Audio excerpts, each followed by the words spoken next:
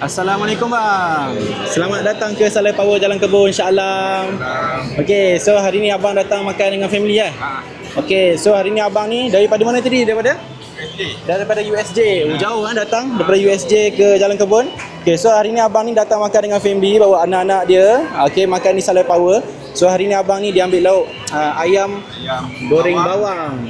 Lepas tu ada ayam salai. Lepas tu ada bendi sambal. Lepas tu ada ulam-ulam sikit. Cuma maman maman. Ada kopi kampung. Alright. So kita nak bagi abang dengan family dia makan dulu. Lepas ni kita nak tengok macam mana review daripada abang ni untuk pengalaman mereka makan di Salai Power. Zas.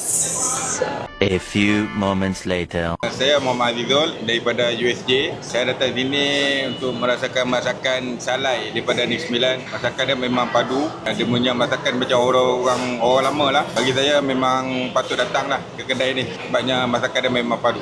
Kepada rakan-rakan atau kawan-kawan yang mengenal kedai ni, sila datang ke kedai ni. Memang masakan dia memang padu. Salai Power memang power.